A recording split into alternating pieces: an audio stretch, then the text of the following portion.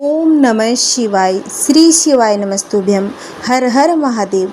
आइए भक्तों, आज सोमवार के दिन सुनेंगे सोमवार व्रत की कथा, आरती और शिव चालीसा। सबसे पहले हम सुनेंगे सभी मनोकामनाओं को पूर्ण करने वाली एक पावन कथा।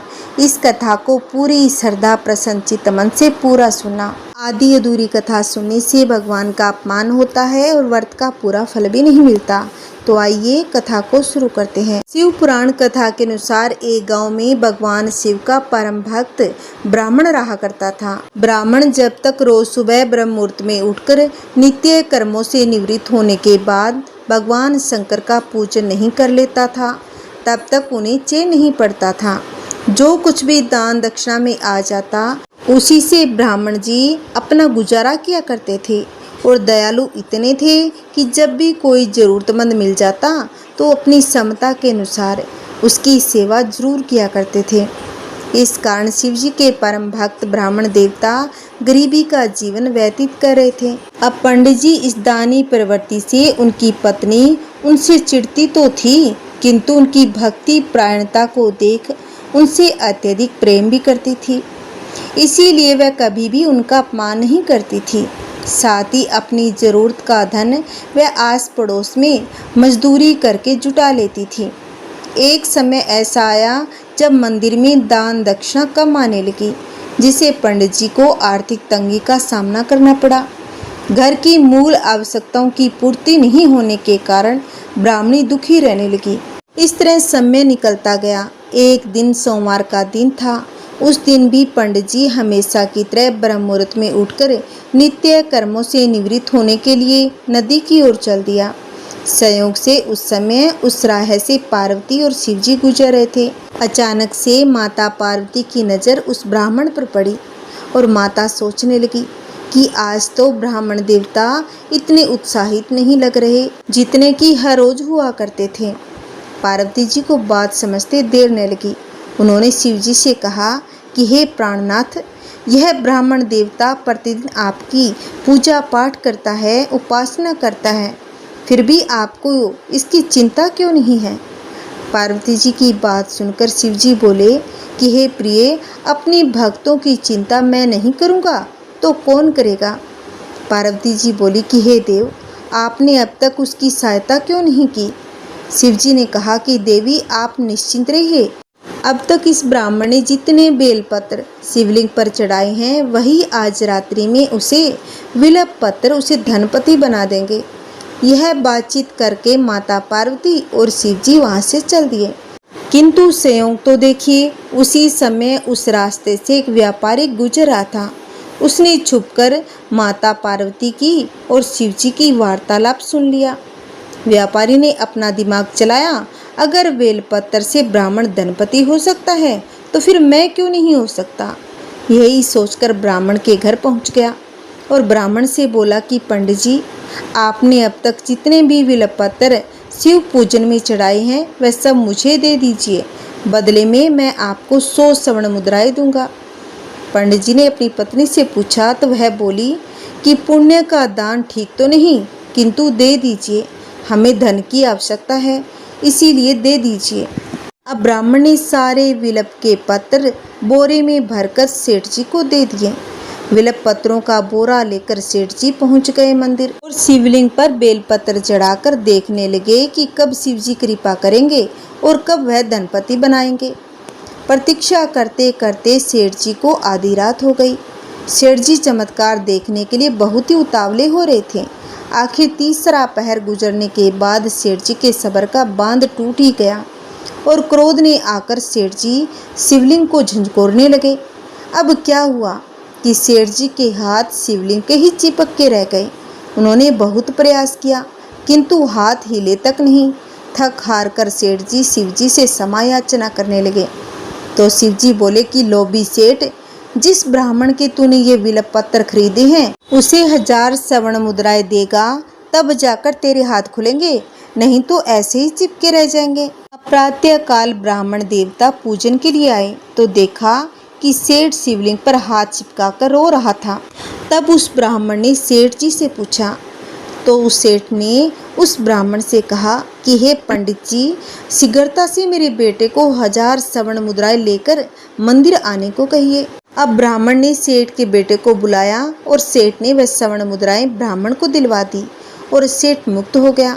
अब पार्वती जी शिव जी से पूछती है कि हे नाथ, आपने अब तक अपने भक्त को कोई धन नहीं दिया।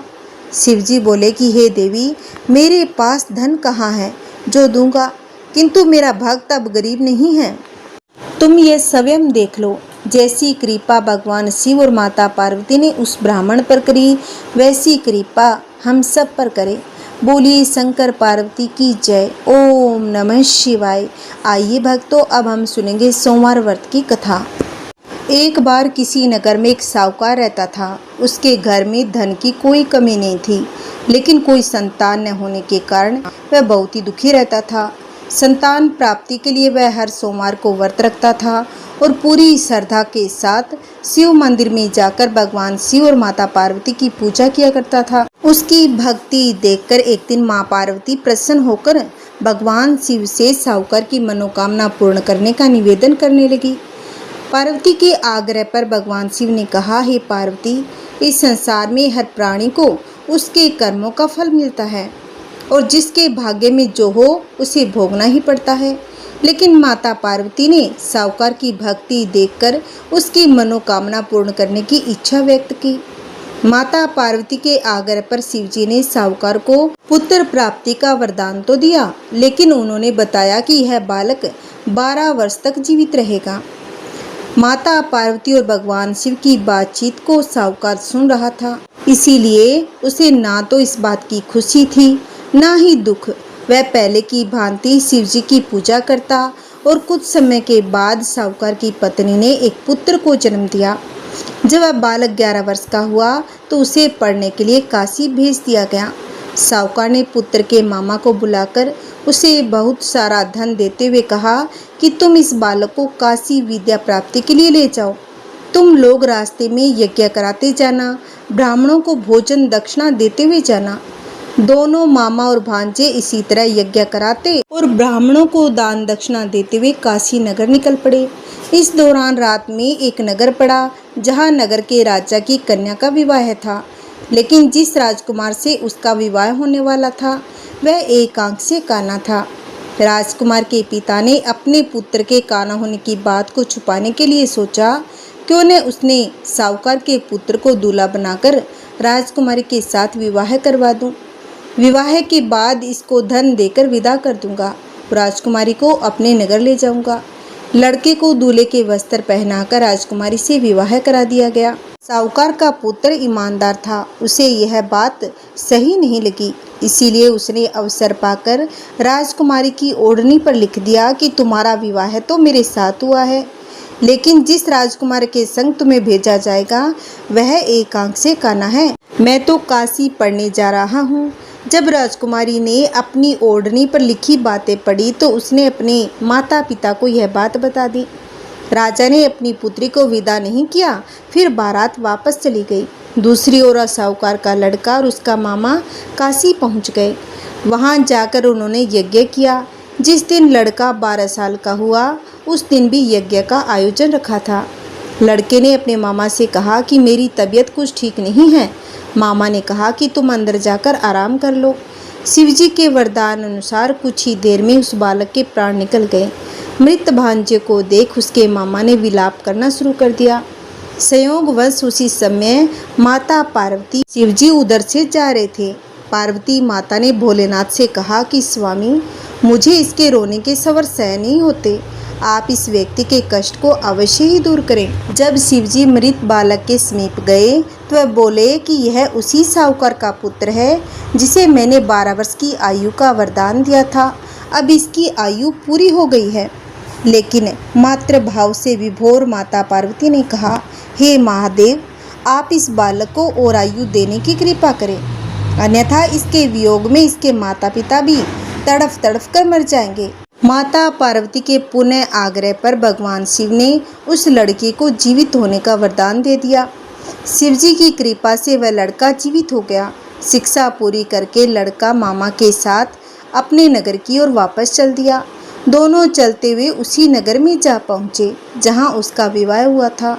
उस नगर में भी उन्होंने यज्ञ का आयोजन किया। उस लड़के के ससुर ने उसे पहचान लिया और महल में ले जाकर उसकी बहुत खातिरदारी की और अपनी पुत्री को विदा कर दिया। इधर साहूकार उसकी पत्नी भूखे प्यासे रहकर अपने बेटे की प्रतीक्षा कर रहे थे। उन्होंने प्रण कर रखा था, यदि उन्हें अपने बेटे की मृत्यु का समाचार मिला तो वह अपने प्राणों को त्याग देंगे। परंतु अपने बेटे के जीवित होने का समाचार पाकर वह बेहद ही प्रसन्न हो गए।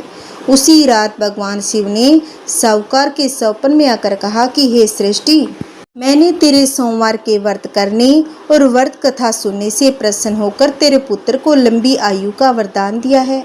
इसी प्रकार जो कोई सोमवार के व्रत करता है या उसकी कथा को सुनता है या सुनाता है, उसके सभी दुख दूर हो जाते हैं और सभी की मनोकामनाएं पूर्ण होती है।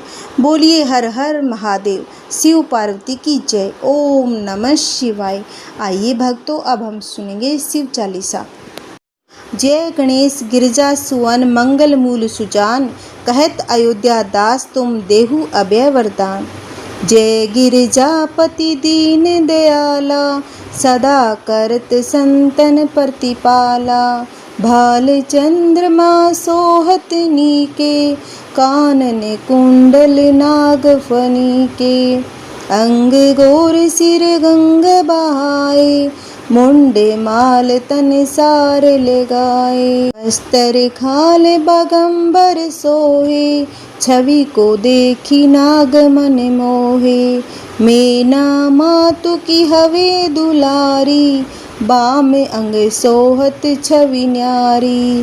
कर त्रिशूल सोहत छवि भारी, कहत सदा सतुरन शयकारी।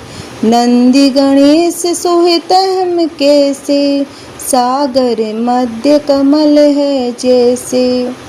कार्तिक श्याम और गणराऊ, या छवि को कही जात न काऊ। देवन जब ही जाए पुकारा, तब ही दुख प्रभु आप निवारा। किया उपद्रव तारक भारी, देवन सब मिली तुम ही जुआरी। तुरंत सडानन आप पठायु, लवनी में समय मार गिरायु। आप जलंधर असुर सहारा, सुयस तुम्हार विदित संसारा। त्रिपुरासुर सन युद्ध मचाई, सब हिम कृपा कर लीन बचाई। या तप हिम भागीरथ बारी, पूर्व प्रतिज्ञाता सुपुरारी। दानिन महम तुम समकाऊ, नाहिम सेवक स्तुति करत सदाहिम। वेद नाम महिमा तव गाई, अखत अनादि भेद नहीं पाई। प्रकटि उद्धि मंथन में ज्वाला, जरत सुरासुर भय विहाला। किन्हीं दया तहम करी सहाय, नीलकंठ तब नाम कहाई। पूजन रामचंद्र जब कीना, जीत के लंक विभीषण दीना। सहस कमल में हो रहे धारी, केन परीक्षा तब ही पुरारी। एक कमल प्रभु राखयु जोई, कमल नयन पूजन चहम सोई। कठिन भक्ति देखी प्रभु शंकर, भय प्रसन्न दिय इच्छित वर। जय जय जय अनंत अविनाशी, करत करीपा सबके घटवासी। दुष्ट सकल नित मोहि सतावे, भरमत रहो मोहि चैन न आवे। त्राहि त्राहि मिनाथ पुकारो, एहि अवसर मोहि आन उबारो। ले त्रिशूल सतुरन को मारो, संकट से मोहि आन उबारो। मात पिता भ्राता सब होई, संकट में पूछत नहीं कोई। स्वामी एक है आस तुम्हारी, आए हरहु मम संकट भारे। धन निर्धन को देत सदाहिम, जो कोई जांचे सो फल पाहिम। स्तुति कही विधि करें तुम्हारी, समहु नाथ अब चुक हमारी। शंकर हो संकट के नाशन, मंगल कारण विघ्न विनाशन। योगी यति मुनि ध्यान लगावे, नारद सारद शीस नवावे। नमो नमो जय नमः शिवाय, सुर ब्रह्मादिक पार न पावे। जो यह पाठ करे मन लाई, तापर होत शंभु सहाय। ऋणियों जो कोई हो अधिकारी, पाठ करे सो पावन हारी। पुत्रहीन कर इच्छा जो ही, निश्चय शिव प्रसाद तो ही होई। पंडित त्रयोदशी को लावे, ध्यान पूर्वक होम करावे। त्रयोदशी व्रत करे हमेशा, ताके तन नहीं रहे कलेसा। धूप दीपन वेद चढ़ावे, शंकर समुख पाठ सुनावे। जन्म जन्म के पाप नसावे, अंते धाम सिरपुर में पावे। कहे अयोध्या दास आस तुम्हारी, जानी सकल दुख हरहु हमारी। नित नेम कर प्रातः ही, पाठ करो चालीसा। तुम मेरी मनोकामना पूर्ण करो जगदीशा। मंगसर छठी हेमंत ऋतु संवत 64 जान, स्तुति चालीसा शिव ही पूर्ण किन कल्याण। ओम नमः शिवाय। आइए अब हम सुनेंगे शिव जी की आरती। ओम जय शिव ओंकारा, हर शिव ओंकारा। ब्रह्मा विष्णु सदा शिव, ब्रह्मा विष्णु सदा शिव। अर्धांगी धारा, ओम जय शिव ओंकारा। एकानन चतुरानन, पंचानन राजे। प्रभु पंचानन राजे। हंसानन गरुड़ासन, हंसानन गरुड़ासन। वृषवाहन साजे, ओम जय शिव ओंकारा। दो भुज चार चतुर्भुज, 10 भुज अति सोहे। प्रभु 10 भुज अति सोहे। तेरे गुण रूप निरखते, तेरे गुण रूप निरखते। त्रिभुवन जन मोहे, ओम जय शिव ओंकारा। अक्षमाला वनमाला मुंडमाला धारी, त्रिपुरारी कसारी। करमाला धारी, ओम जय शिव ओंकारा। श्वेतांबरे पीतांबरे, बागंबरे अंगे। प्रभु बागंबरे अंगे। सनकादिक गरुणादिक, सनकादिक गरुणादिक। भूतादिक संगे, ओम जय शिव ओंकारा। करके मध्य कमंडलु, चक्र त्रिशूल धरता। प्रभु चक्र त्रिशूल धरता। जग करता जग भरता, जग करता जग भरता। जग संहार करता, ओम जय शिव ओंकारा। ब्रह्मा विष्णु सदा शिव, जानत अविवेका। प्रभु जानत अविवेका। प्रणवाक्षर में शोभित, प्रणवाक्षर में शोभित। यह त्रिवेद का टीका, ओम जय शिव ओंकारा। शिव ओंकारा, हर शिव ओंकारा। ब्रह्मा विष्णु सदा शिव, ब्रह्मा विष्णु सदा शिव। अर्धांगी धारा, ओम जय शिव ओंकारा। ओम जय शिव ओंकारा, स्वामी जय शिव ओंकारा। ब्रह्मा विष्णु सदाशिव अर्धांगी धारा। ओम जय शिव ओंकारा। हरे कृष्णा, जय श्री हरि। ओम नमो भगवते वासुदेवाय। अगर आपको मेरी यह कथा अच्छी लगी है तो इस वीडियो को ज़्यादा से ज़्यादा शेयर करें, लाइक करें और कमेंट में हर हर महादेव अवश्य लिखें। अगर आपने अभी तक मेरे चैनल को सब्सक्राइब नहीं कर रखा है तो प्लीज़ मेरे चैनल को सब्सक्राइब करें, जिससे आपको आने वाली वीडियो की नोटिफिकेशन मिलती रहेगी। ओम नमः शिवाय। शिव पार्वती पतये नमः। हर हर महादेव।